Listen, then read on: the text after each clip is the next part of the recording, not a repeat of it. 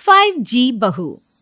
सुमित्रा जी का बेटा था अमित और बहू का नाम था अमृता। सुमित्रा जी की बहू की बातें सुनकर ऐसा लगता था कि जैसे वो बहुत इंटेलिजेंट है, क्योंकि उससे कभी भी कोई भी सवाल पूछो फट से जवाब दे देती थी। अरे भाई, उसके जवाब से तो गूगल भी पीछे रह जाता था। और इसलिए कम से कम सुमित्रा जी के घर में तो किसी को भी गूगल की जरूरत ही नहीं पड़ती थी। जब भी घर में कोई बात चलती, कोई कुछ भी कहता, तो अमृता फट से कह देती, ये तो मेरे साथ भी हुआ था, मुझे इसके बारे में सब मालूम है। एक दिन सुमित्रा जी अमित और अपनी बहू अमृता के साथ अमित के बुआ जी, फूफा जी यानी कि मुकेश और उर्मिला जी के यहाँ पर मिलने के लिए गए।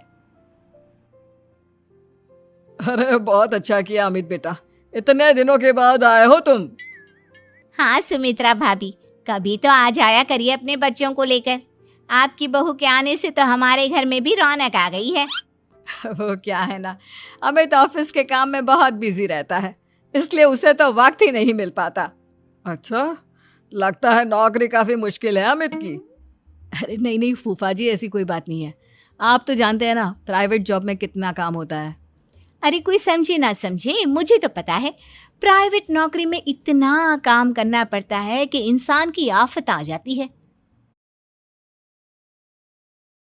3 बहनों की लालची भाभी। करिश्मा, रेशमा और मनीषा 3 बहनें हैं। उनका एक भाई भी है, मयंक। मयंक अपनी बहनों को बहुत प्यार करता है, लेकिन मयंक की पत्नी सविता इस मामले में मयंक से बिल्कुल ही अलग है। वो अपनी ननदों का जितना बुरा कर सकती है उतना बुरा करती ही रहती है और अपनी ननदों पर हुक्म भी चलाती है। करिश्मा, करिश्मा, तुमने अभी तक नाश्ता नहीं बनाया? तुम्हारे भैया को ऑफिस जाने में देर हो रही है। हाँ भाभी, बस अभी बनाती हूँ। करिश्मा, तुम ये ढीलापन छोड़ दो, कल को पराए घर जाना है।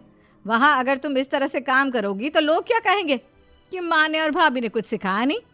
और तुम्हारी दोनों बहनें कहाँ हैं? रेशमा मार्केट गई है और मनीषा सो रही है। क्या? सुबह के 8 बज रहे हैं और ये महारानी अभी भी सो रही है? ये कहते हुए सविता अपनी सास दुर्गा देवी के पास जाती है। माँ जी, देख रही हो अपनी बेटियों के तौर तरीके?